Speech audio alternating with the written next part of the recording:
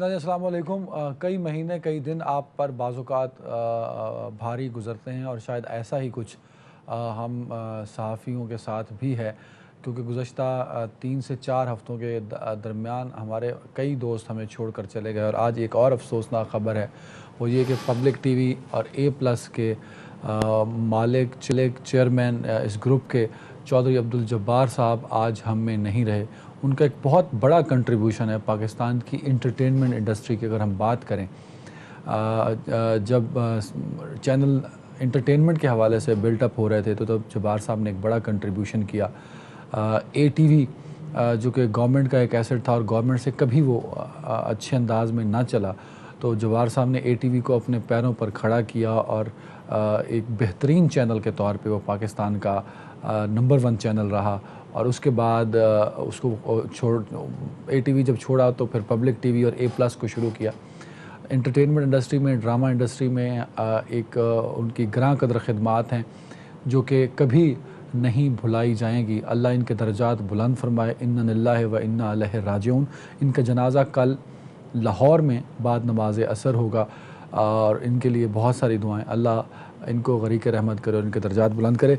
ज़रा हम बात करेंगे जो मुल्क की सियासी सूरत हाल है, वो लम्हा ब लम्हा उसका जो फोकस है वो towards appointment of army chief है। और इस हवाले से अगर आप देखते हैं तो शहबाज, हमारा जो सबका फोकस है वो लॉन्ग मार्च से ज़्यादा शहबाज शरीफ साहब का जो मार्च है हम उस पर फोकस किए हुए हैं कि इमरान खान साहब का तो बड़ा स्लोली उन्होंने एक रूट मैप दिया हुआ है और उसके हिसाब से वो लॉन्ग मार्च जो है वो प्रोसीड कर रहा है। जबकि दूसरी जानब जो है वज़ीर आज़म पाकिस्तान है, उनका मार्च जो है वो अनप्रडिक्टेबल है और उनके मार्च का जो उनकी मंजिल है वो एवन फील्ड है। और ये एवन फील्ड बड़ा मशहूर है पाकिस्तान की सियासत में, ख़ास तौर पे जब से इमरान खान साहब सियासत में उनका एक बड़ा मकाम और बड़े मुतहर्रिक हुए हैं 2011 के बाद, तब से एवन फील्ड को हम सब जानते हैं।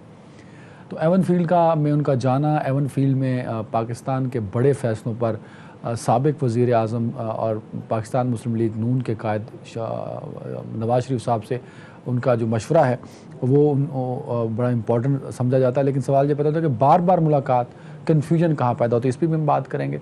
आर्मी चीफ़ की तैनाती के हवाले से ऑफ कोर्स जो मुलाकातें, उसका इम्पैक्ट पॉलिटिकली क्या होगा, इमरान खान साहब का लॉन्ग मार्च, नतीजा क्या निकलेगा, मुल्क के सियासी मसाइल। हम सब कहते हैं कि बातचीत से हल हों, लेकिन बातचीत कब होगी, कौन करेगा और किसके साथ होगी, इस पर बात करने के लिए मुझे पाकिस्तान तहरीक इंसाफ से सीनियर रहनुमा जमशेद इकबाल चीमा साहब ने। चीमा साहब बहुत शुक्रिया वक्त देने के लिए। पाकिस्तान मुस्लिम लीग नून से अली गोहर बलोच साहब हैं। बलोच साहब बहुत शुक्रिया, वार्म वेलकम इन शो। आपसे शुरू करना चाहूँगा बलोच साहब, हम तो एक मार्च पे फोकस किए हुए थे, वो तो था इमरान खान साहब का मार्च और उनका रुख था इस्लामाबाद की जानिब, लेकिन वज़ीर आज़म पाकिस्तान भी मार्च करते हैं एवन फील्ड लंदन की जानिब। तो क्या पाकिस्तान के वज़ीर आज़म ख़ुद इतने ख़ुद मुख्तार नहीं हैं कि वो अपने फ़ैसले कर सकें, या एक ही मुलाकात में जो है फ़ैसलों को फाइनलाइज़ कर दिया जाए? बार बार लंदन जाना और नवाज शरीफ साहब से उनकी मुलाकात कहीं पॉलिटिकली एक आप पे क्रिटिसाइज लोग करते हैं सर, तो उस पर रिस्पॉन्ड कर दीजिए। बिस्मिल्लाहिर्रहमानिर्रहीम। देखिए अदनान, ऐसी बात नहीं है कि लोग क्रिटिसाइज, उनको मतलब है कि ज्यादा क्रिटिसाइज करते हैं इस बात को। असल इशू ये है कि जो हमारे सियासी हरीफ हैं उनको इस बात से हमेशा बड़ा मसला रहा है और वो ज़ात है मियां नवाज शरीफ साहब की ज़ात। वो बंदा के जो 3 बार पाकिस्तान के मतलब है कि इलेक्टेड प्राइम मिनिस्टर रहे, ना सिर्फ 3 बार प्राइम मिनिस्टर रहे बल्कि जब आपको याद है कि जब इंडिया ने एटमी धमाके किए थे तो मियां नवाज शरीफ साहब ने उस वक्त भी एक अहम किरदार अदा किया और उसके मुकाबले में एटमी धमाके करवाए। पाकिस्तान में आपको पता है कि जब लोड शेडिंग थी तो उसके खात्मे में मियां नवाज शरीफ साहब का अहम किरदार है। CPEC जैसे प्रोजेक्ट में मियां नवाज शरीफ साहब का एक बड़ा अहम किरदार है। जब भी मियां नवाज शरीफ साहब ने हुकूमत की है, जब भी उनको ये जिम्मेदारियां मिली हैं, तो उन्होंने पाकिस्तान को नाकाबिल तस्खीर बनाने में हमेशा किरदार अदा किया है। और मैं इसमें आपकी बात की तायीद करूंगा कि देखिए, बुनियादी तौर पर शहबाज शरीफ साहब हो, मैं हूँ या दीगर नून लीग की सीनियर लीडरशिप हो, हम तमाम सियासी कारकुन हैं और हमारे कायद मियां नवाज शरीफ साहब ही हैं। ये नहीं है कि वजीर शहबाज आजम शरीफ तो साहब। वजीर आजम तो बड़ा बाख्तियार ऑफिस समझा जाता है पाकिस्तान के कानून मैं वही के कह रहा हूँ। मुताबिक, और पाकिस्तान के अंदर जब हम अगर सोशल पॉलिटिकल सेटअप की बात करें तो हम तो बड़ी रिस्पेक्ट और बड़ा ऑनर देते जी हैं उस जी ऑफिस को। जी जी, वो अदनान साहब बाहैसियत वजीर आजम शहबाज शरीफ साहब मुकम्मल बाख्तियार हैं, लेकिन जब अहम अमूर पर फैसले करने होते हैं तो उनमें हम अपने कायद से मशावरत करते हैं। और शहबाज शरीफ साहब भी अपने आप को एक मुस्लिम लीग का कारकुन नहीं समझते हैं, और मैं समझता हूँ कि ये उनकी फर्माबरदारी है कि नहीं नहीं, वो आप ये तमाम। कह रहे हैं कि आर्मी चीफ की अपॉइंटमेंट वो बतौर मुस्लिम लीग के कारकुन के तौर पे करेंगे, वजीर आजम पाकिस्तान के तौर पे नहीं करेंगे?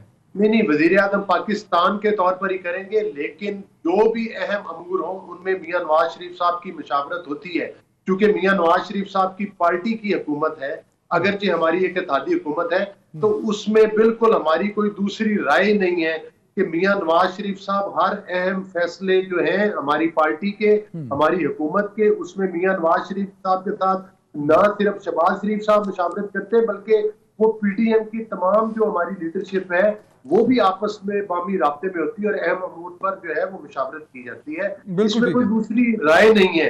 हाँ, बिल्कुल अगर सही। इससे किसी को प्रॉब्लम है, मसला है, किसी को अच्छा नहीं लगता तो ये उनका मसला है, लेकिन हम ये कहने में हक बजानिब है, और इंशाअल्लाह ताला आइंदा भी हमारी पार्टी का जो ये नुक्ता है कि जिसपे कि पूरी तमाम पार्टी जो है बिल्कुल ठीक मियां है, नवाज बिल्कुल शरीफ सर, की सर गॉट द क़यादत के पॉइंट। ऊपर भरपूर एतमाद के इज़हार करते हैं। चीमा साहब, पाकिस्तान तहरीक इंसाफ मुसलसल तनकीद करती है कि प्राइम मिनिस्टर जो हैं पाकिस्तान के शहबाज शरीफ साहब वो बार बार लंदन जाते हैं।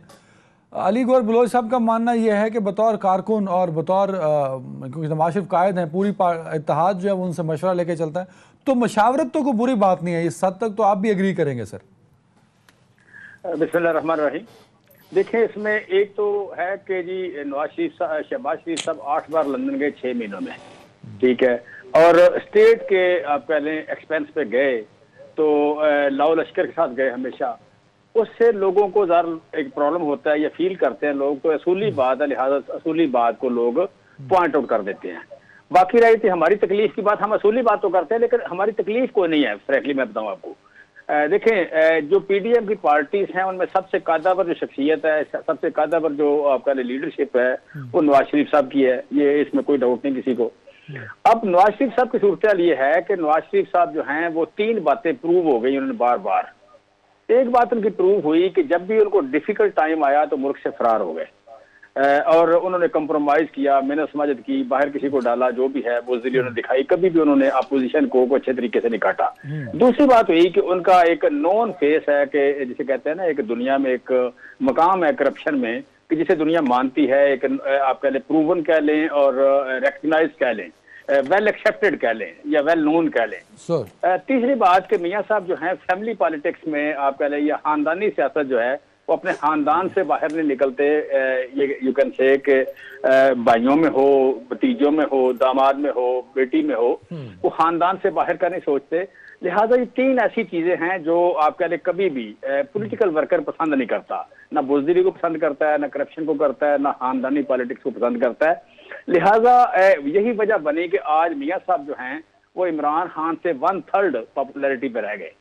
तो 1/3 पॉपुलैरिटी में जो बंदा रह जाए, जो सबसे कादावर हो और कभी यहाँ का आप कह लें सबसे पॉपुलर लीडर हो, तो हमारे लिए तो फ्यूचर में इस जरदारी साहब हों और आप कह लें नवाज शरीफ साहब हों, ये बेस्ट मतलब आप कह लें सबसे साफ टारगेट है, पंचिंग बैग है हमारे लिए, तो ये पंचिंग बैग हैं। अच्छा, तो मैं समझता हूँ वो हमारा तो हमें तो सबसे पसंद अगर पूछे कि कौन है, तो हमें मरियम बीबी बड़ी पसंद है, इतनी गलतियां करती हैं। नवाज शरीफ साहब पसंद है बड़े, वो आप कह लें कि उनका मैंने 3 खूबियां बताई आपको कि जिसकी वजह से हमें पसंद है। जरदारी साहब हमें बड़े पसंद है कि उनकी खूबियां भी आपको पता है।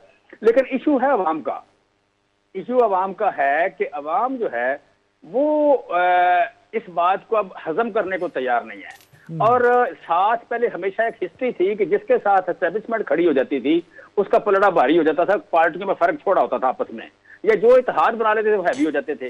इस बार हुआ कि पहले इत्तेहाद बना सारों का, इत्तेहाद बन के हैवी नहीं हुए, फिर साथ आप कह लें कि ओपन एक्सपोज होना पड़ा एस्टेब्लिशमेंट को भी एक्सपोज होना पड़ा। अब एस्टेब्लिशमेंट के जो भी आप कह लें नैरेटिव मेकर्स हैं उनका और पीडीएम का मिला के 25% से ज्यादा वोट नहीं है।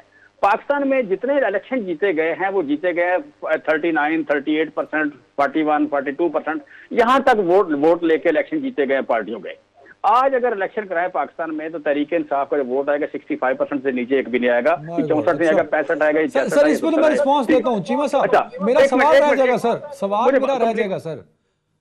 इमरान शहबाज शरीफ की नवाज शरीफ से मुलाकात अहम फैसलों पर, सर इस पर रिस्पॉन्स करना था।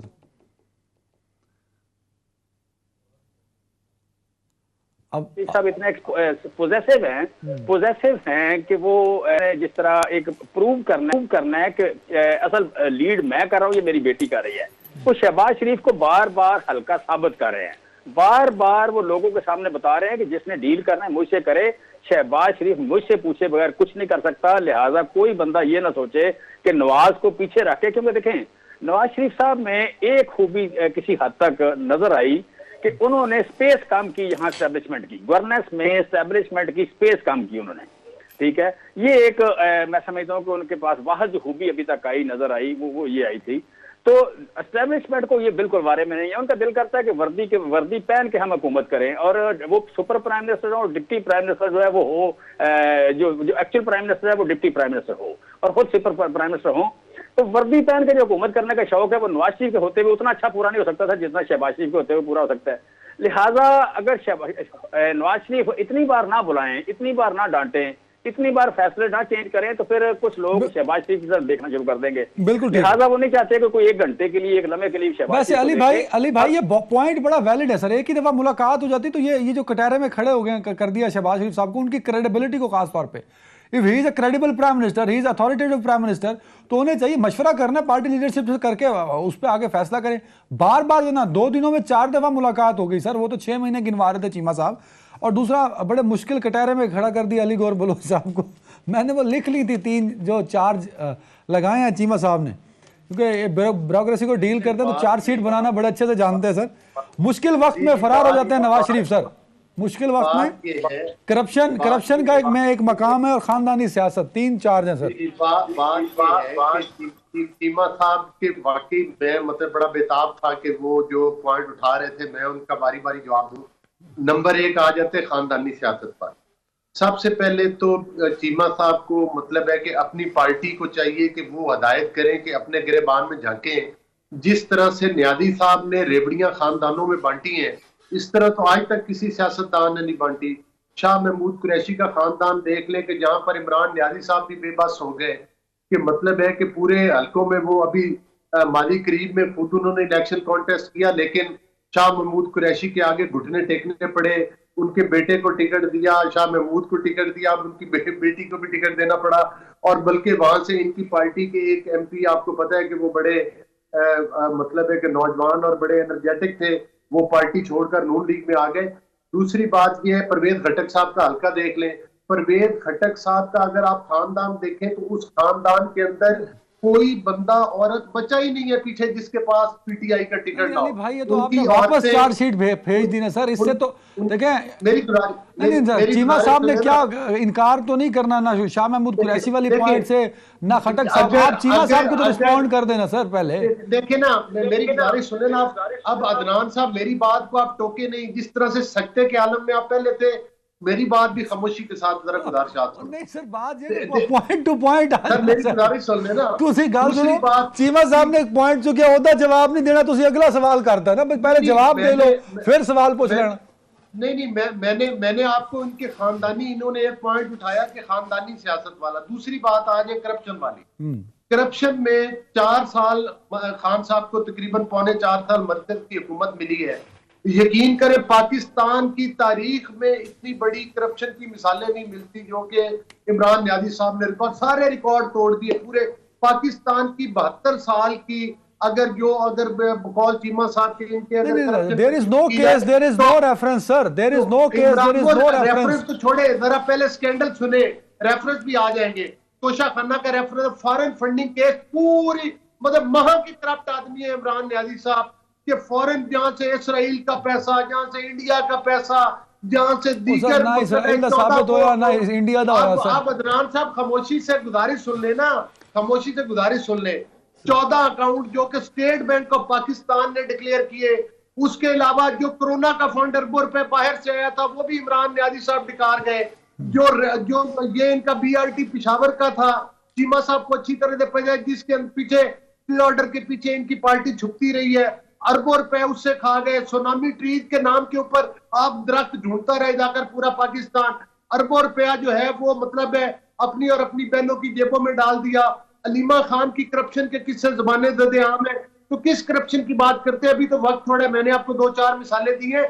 इमरान खान साहब के सर से बालों से लेकर पांव के नाखून तक, दाएं बाएं बैठी हुई बहनों तक, तो एक करप्शन में डूबा हुआ इनके MNA नहीं।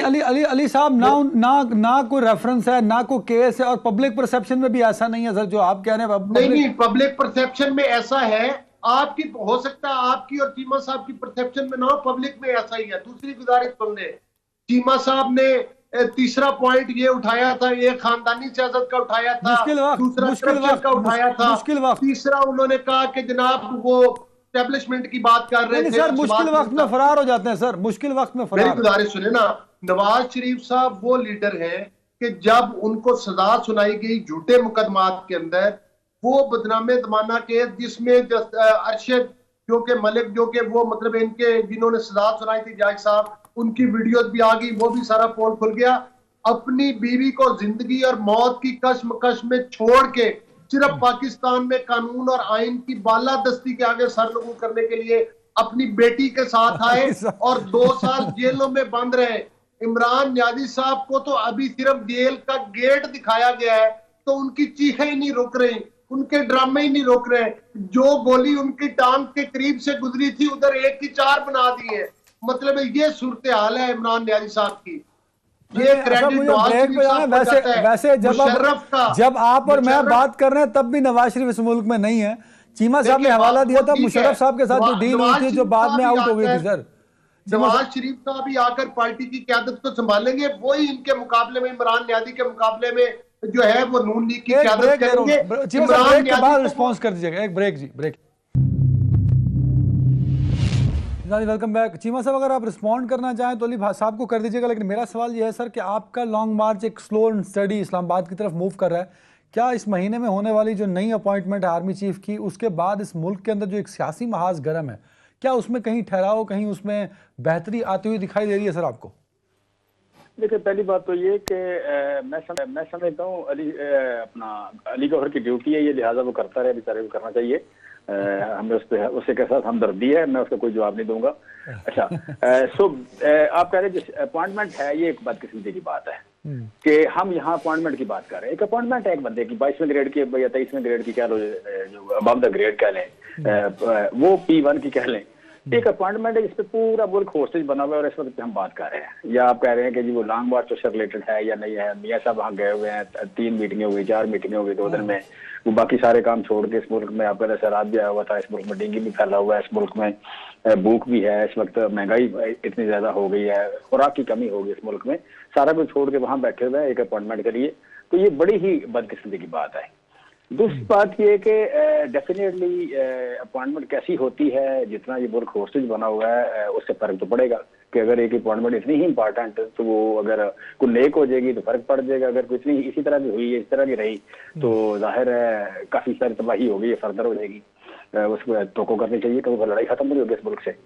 अगर देखें इंसानी आजादियां, इंसान जो है वो बेसिकली मां ने आजाद पैदा की, मां ने आजाद जाने। चीमा साहब वेरी राइट चीमा साहब, बट माय पॉइंट इज कि इस मुल्क में जो सियासी इंतशार है, सियासी बहुत ज्यादा गर्मा गर्मी फैली हुई, जिससे बड़ा नुकसान हो रहा है लोगों का, सोशल डैमेज हो रहा है, इकोनॉमिकल डैमेज हो रहा है। इसको खत्म होने के लिए पॉलिटिकल स्टेबिलिटी की जरूरत है ना सर, वो नहीं आ पा रही सर। और वो क्योंकि आप खुद कहते हैं और हम भी इस बात को इंडोर्स करते हैं, इमरान खान साहब इस वक्त मोस्ट पॉपुलर लीडर हैं सर, तो उनका इम्पैक्ट ज्यादा है अगर वो आगे बढ़ेंगे और इस पॉलिटिकल टेंशन को कम करने में अपना रोल प्ले करेंगे।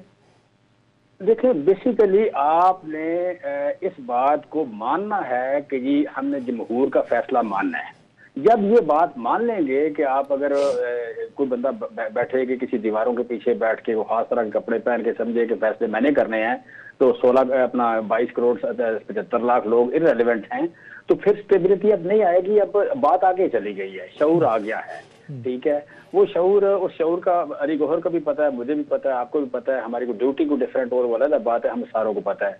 और एजेंडा भी एक ही है कि कोई भी नहीं चाहता कि आप कह लें कि जो मैंडेट लेके आए वो फैसले ना करे, और जिसके पास मैंडेट ना हो वो फैसले करे, या वो धमकियां दे, या वो सुपर प्राइम मिनिस्टर वो बना हुआ हो। तो ये कोई भी नहीं चाहता, ये किसी को भी बारे में नहीं है। इस मुल्क का कोई बच्चा, कोई बूढ़ा नहीं चाहता। लोग चाहते हैं कि देखिए मेरा घर है, ये मेरा घर है, मुझे घर में खुराक चाहिए, मुझे बिजली चाहिए, मुझे तेल चाहिए, मुझे आपका ट्यूबर चाहिए। ये जो इनकलाबी बातें हैं सर ये इनकलाबी बातें सर प्राइम मिनिस्टर की कुर्सी के बाद क्यों याद आती हैं? एक मिनट, आहर में मुझे इस घर में एक गार्ड भी चाहिए, आहर में मुझे गार्ड भी चाहिए जो मेरे घर की हिफाजत करे। ये नहीं है कि मेरे घर में आटा ना हो, बिजली ना हो और मेरे घर में हिफाजत के लिए 10 गार्ड रख लो, ठीक है, और मैं हिफाजत पे जोर देता रहूं। सो बेसिकली ये मुल्क जो है, ये मुल्क जो है। सर एक कमेंट कर दें सर, एक कमेंट कर दें, टाइम कम होता जा रहा है सर। ये एक कमेंट कर दें, ये जो इतनी इनकलाबी बातें में याद आती हैं, ये प्राइम मिनिस्टर की कुर्सी से हटने के बाद क्यों आती हैं सर? नहीं, सच्ची बात है, हमें तो एक्सपीरियंस नहीं था, नहीं पता था, ईमानदारी की बात है। मैं आपको बड़ी ईमानदारी से कह रहा हूँ, मुझे तो नहीं पता था कि इस हद तक मुदाखलत होती है। ये हालात इतने खराब हैं, जो जिस तरह फैसले, ये जो बातें मैं कर रहा हूँ, मैं बड़ी ऑब्जर्वेशन की बेस पे, एक्सपीरियंस की बेस पे कर रहा हूँ, और बाद में होने वाले वाकयात की बेस पे कर रहा हूँ। सच्ची बात है, ये मुल्क जो है, सच्ची मैं बड़ी ईमानदारी से बात कर रहा हूँ, ये मुल्क स्टेबल हो ही नहीं सकता जब तक लोग अपने। तो इमरान खान साहब इस कौम से फिर झूठ बोलते रहे बतौर वजीर आजम। वो तो कहते थे इदारे न्यूट्रल हैं, इदारे मुदाखलत नहीं करते, इदारे जमहूरियत को सपोर्ट कर रहे हैं। खान साहब ने गिलगित में कहा, कहते तो सुना देता हूं आपको। तो इमरान खान साहब गिलगित में खड़े होके बतौर प्राइम मिनिस्टर इस कौम से झूठ बोल रहे थे। देखें, ये जो आप कहते हैं कि मुझे 2021 अक्टूबर 2021 में पता चला कि जनाब फलां बंदे ने ये डिसाइड किया है कि अगले 31 मार्च को ये हुकूमत नहीं होगी, 31 मार्च को पीटीए की हुकूमत नहीं होगी। मैंने पूछा कि ये 5 महीने रहते हैं अभी, तो 5 महीने की इतनी मेहरबानी क्यों होगी, 31 मार्च की आप डेट दे रहे हैं? उन्होंने कहा जी वो पॉलिटिकल गवर्नमेंट को, इलेक्टेड गवर्नमेंट को गंदा करके निकालने के लिए इतना टाइम चाहिए होता है, ठीक है। सो उसके बाद फिर लगातार हम देखते रहे पूरा, मतलब आप कह लें कि हमारे सामने सारी फिल्म चल रही है, स्क्रीन चल रही है, और इस तरह का ये बात आपकी बात ठीक है, ये इमरान खान साहब की ठीक है, जो पॉलिटिकल रजीम चेंज की बात कर रहे हैं, साहब के साथ हुई है। अब देखें, फ्रेंकली मेरा एक हक है पूछना कि जो वॉल्यूम 10 था, वो अगर नवाज शरीफ साहब का सच्चा था तो फिर आप डील क्यों कर रहे हैं? अगर झूठा था तो फिर आप माफी क्यों नहीं मांगता? आके कोई आके नवाज शरीफ से माफी क्यों नहीं मांगता? कौन से माफी क्यों नहीं मांगता कि वॉल्यूम 10 की हमने गलत बात की थी, और अगर ठीक था तो डील क्यों कर रहे हैं? सर बिल्कुल ठीक है। अली गौहर बलोच साहब, ये सवाल उठाने का, देखें अब मुल्क में इकोनॉमी ठीक करने का, एजुकेशन ठीक करने का, गवर्नेंस ठीक करने के साथ ये दूसरा सवाल है, ये और ये दूसरा सवाल ठीक नहीं होगा, ये इसका जवाब नहीं आएगा जब तक आप ये सवाल नहीं उठाते। लिहाजा मैं समझता हूँ आज का एजेंडा तो ये है कि ये मुल्क एक अपॉइंटमेंट के इर्द गिर्द ना घूमे। नहीं सर, नहीं घूम रहा सर, वो तो हर कोई घुमा रहा है। इमरान खान साहब भी इसी से फैसले हो, इज्तिमाई दानिशाही, इज्तिमाई फैसले हो, वोट जिसने लिया वो फैसला करे, जिसको शौक है वर्दी उतारे, आगे इलेक्शन लड़े। सर बिल्कुल सही कह रहे हैं आप, बिल्कुल सही कह रहे हैं। तो इसका मतलब है जमशेद इकबाल चीमा इज कन्विंस्ड कि जो इलेक्ट होके आया है, जो कॉन्स्टिट्यूशन ऑफ पाकिस्तान के मुताबिक प्राइम मिनिस्टर ऑफ पाकिस्तान है, वो अपॉइंट करेगा आर्मी चीफ। उसमें इमरान खान साहब को, चीमा साहब को, अदनान हैदर को, XYZ को कोई अख्तियार नहीं तनकीद करने का और उसमें इंटरफेयर करने का। आप ये कन्विंस्ड हैं इस बात पे? मैं कहता हूं कि इस बात में अगर वो ठीक आया हो तो मुझे कोई इतराज नहीं है, मुझे कोई इतराज नहीं। ठीक है सर, गल सुनो, वही नहीं चीमा साहब प्लीज, चीमा साहब नहीं, चीमा साहब एक चीज ऐड कर लो सर चीज ऐड करो। बट ठीक है सर, कोई FIA तो हिंदुस्तान तो CIA तो अफगानिस्तान तो नहीं आएगा ना, जेड़े 4 बंदे दी समरी जाएगी उन्हें जो आएगा ठीक की, मतलब की ठीक होवे ओदे च। नहीं, मुझे इनमें से ये जितने भी लेफ्टिनेंट जनरल है, मुझे इनमें से कोई भी जो आप कह रहे 4 की या 10 की या 20 की है, जितने भी है, मुझे इनमें से कोई भी है, मुझे किसी से कोई इतराज नहीं। You are confusing this. Cheema साहब प्लीज क्लियर, चीमा साहब प्लीज, अली भाई माजरत, चीमा साहब आपने 5.5 मिनट का एक लेक्चर दिया, आपने कहा एज पर कॉन्स्टिट्यूशन होना चाहिए। Sir as per constitution prime minister of Pakistan has authority to appoint army chief, और उसको वो समरी जाएगी जिसमें 4 या 5 सीनियर लोग होंगे। तो मैं कहां से बाहर से बंदा लाऊं जो ठीक होगा? आप कह रहे हैं कहां से ठीक बंदा है? सर मैं नहीं कह रहा, मैं कह रहा हूं ये ठीक है, इनमें से कोई भी लगाए, मुझे कोई इतराज नहीं है। मुझे इतराज पता है क्या है? मुझे जिस तरह प्राइम मिनिस्टर को वोट खरीद के लाया गया, मुझे उस बात पे इतराज है, मुझे उस बात पे इतराज है। जिस तरह यहाँ पे नेशनल पार्टियां तोड़ी गई, मुझे सर वो एक डिफरेंट टॉपिक है। अगर आर्मी चीफ अपॉइंट हो जाते हैं और शहबाज शरीफ अपॉइंट करते हैं तो उस पर इमरान खान को और आपको एतराज नहीं होगा? सर मैं कह रहा हूँ पाकिस्तान की हिस्ट्री में जो कुछ हुआ, अब फ्यूचर में ये काम छोड़ दें, तय करें, फिर हमें कोई इशू नहीं होगा। अगर देखें फ्रैंकली, एक बंदा जिसने डिफेंड करना है मुल्क को, वो कोई भी हो, अगर वो एक प्रोफेशनल है। सर ये वैसे लंबी डिबेट जी, टाइम मेरे को बड़ा शॉर्ट है। अली गौर बलोच साथ चले जाओ यार। अली भाई political consensus and political stability. Sir Ali भाई देखें, गुजारिश ये है इदनान साहब कि थोड़ा सा टाइम का जरूर रखा करें बैलेंस। नहीं सर, नहीं सर बात सुने, मैं आपसे माजरत की है बाकायदा, और मैंने आपका टाइम आज आपसे मांगा है। चीमा साहब की इज्जत और रिस्पेक्ट मुझे भी उतनी है जितनी आपको है। मेरे लिए भी वो बासियत, नजरियाती इख्तिलाफ अपनी जगह पर है, मेरे लिए इंतहाई काबिल एहतराम है, लेकिन टाइम का बैलेंस रखना वो आपका फर्ज बनता है। देखिए, गुजारिश ये है कि चीमा साहब बातें करते हैं, मतलब है कि चीमा साहब की बात की तो समझ भी नहीं आती कि वो बात मतलब क्या कर रहे हैं, किस पैराए में कर रहे हैं। अपनी बात करते हैं, अपनी बात की खुद ही नफी कर देते हैं। असल इशू ये है अदनान कि ये जब जावेद हाशमी ने एक बयान जारी किया था, आपको याद है, जिस वक्त उन्होंने पीटीआई छोड़ी थी, अगर ये खुद तो आरटीएस सिस्टम की पैदावार है, ये बातें जमहूरियत की करते हैं और जमहूर की करते हैं। जावेद हाशमी ने क्या कहा था जब इमरान खान कहता था कि एम्पायर की उंगली उठने वाली है, वो कौन सी किस एम्पायर की बात करते थे?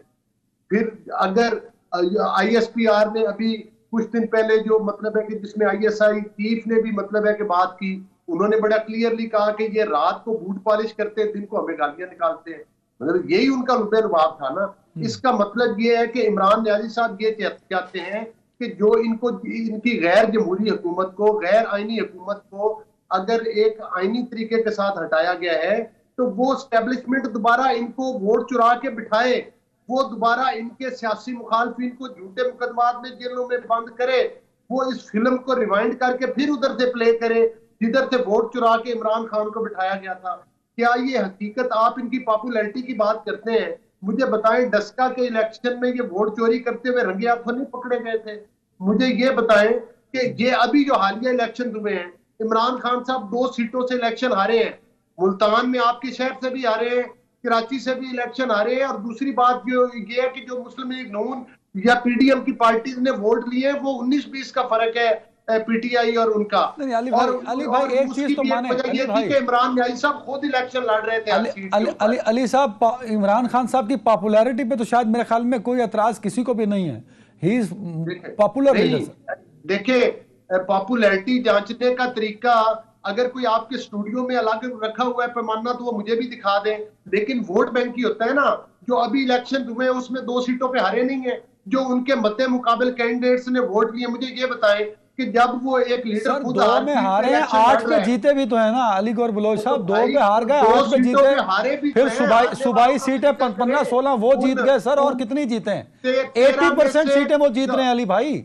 14 में से 13 सीटें हारे भी थे, वो भी you are very right Ali भाई आप क्राइटेरिया बताइए सर आप क्राइटेरिया बताइए। इमरान खान साहब इलेक्शन होता है, पीटीआई 80% सीटें जीतती है, पूरी पीडीएम 11 जमातें 20% सीटें जीतती हैं। तो आप बताइए पॉपुलर पीडीएम हुई कि पीटीआई हुई? सर आप बताइए।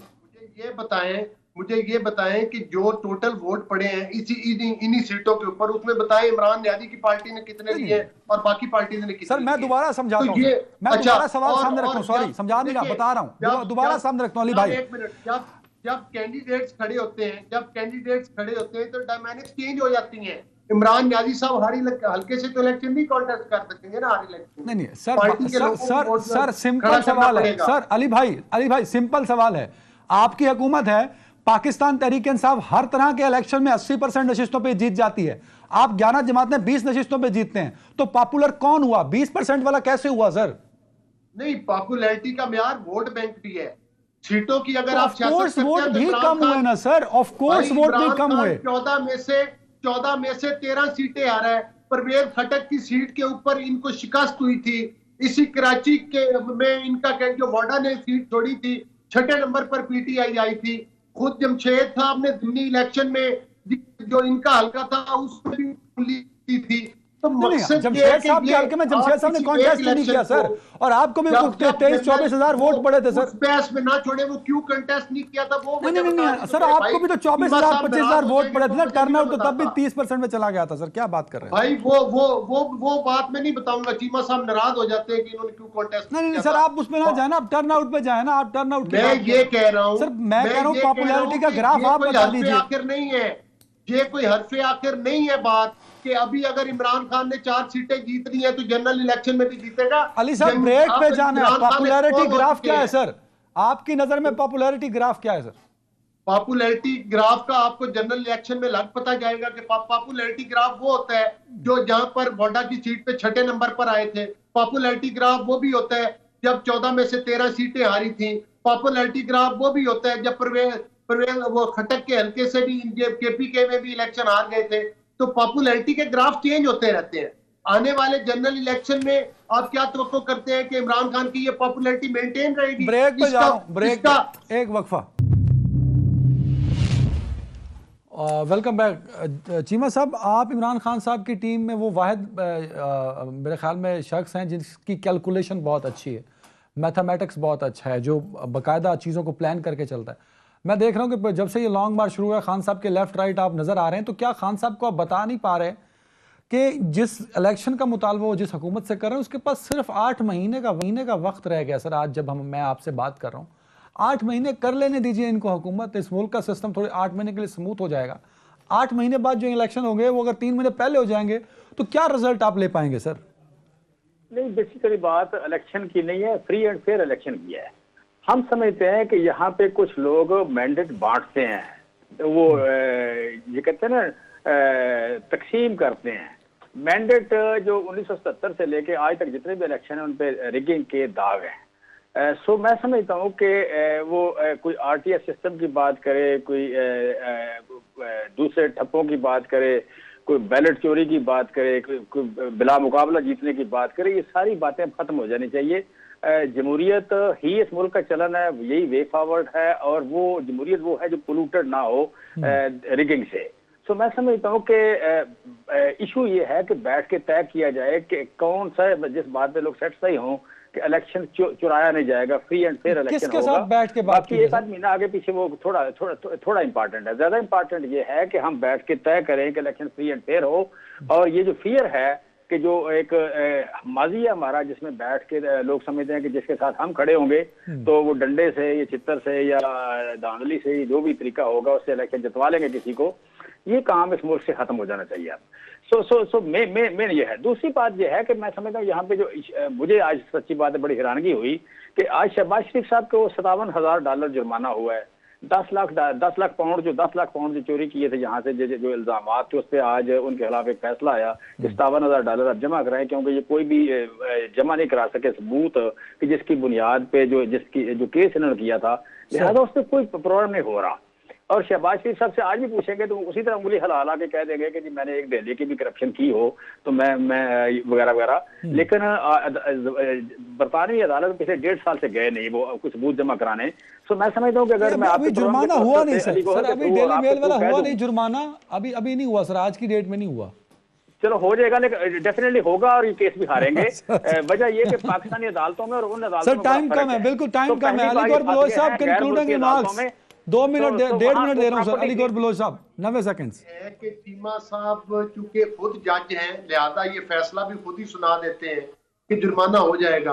भाई आपको पता है कि एक इंग्लैंड के जरीदे ने इमरान खान की करप्शन का भांडा फोड़ा था। इमरान खान ने आज तक उसके खिलाफ तो जाकर कोई वो नहीं किया कि मतलब उसको चैलेंज कर लें या उसके खिलाफ अदालत में चले जाए, और इधर बैठकर बड़ा बांगे दोहल कहते हैं कि जनाब कि मैं बड़ा ईमानदार हूँ। इमरान खान साहब ईमानदार नहीं है। बुनियादी तौर पर इमरान खान साहब जो है वो उनकी पहचान जो है एक मतलब है कि रंगबाज के तौर पर होती है, एक ऐसे फनकार के तौर पर उनकी पहचान होती है जो गिरगिट की तरह रंग बदलता है और अपनी चालाकियों के जरिए, अपनी महारत के जरिए। अब इन्हें तकलीफ सिर्फ ये है कि आर्मी चीफ की जो अपॉइंटमेंट जो शहबाज शरीफ साहब करने जा रहे हैं और आइन और कानून के मुताबिक करने जा रहे हैं, उनसे इनको मिर्चें लगी हुई है, उनसे इनकी तकलीफ आपको बर्दाश्त नहीं होती। ये देख लें जो खुद वोट चुरा कर आए हैं वो दूसरों को भी। कल तक तो आप ईवीएम मशीनें लाना चाहते थे वोट चुराने के लिए, कल तक तो आपकी प्लानिंग और थी। आज आप कहते हैं कि हमें लेवल प्लेइंग फील्ड मिलना चाहिए, शफाफ इलेक्शन। बहुत शुक्रिया अली गोल साहब एंड जमशेद साहब। नाज़रीन वक्त खत्म हुआ, अपना ख्याल रखिएगा। कल तक के लिए मुझे इजाज़त दीजिए, अल्लाह हाफ़िज़।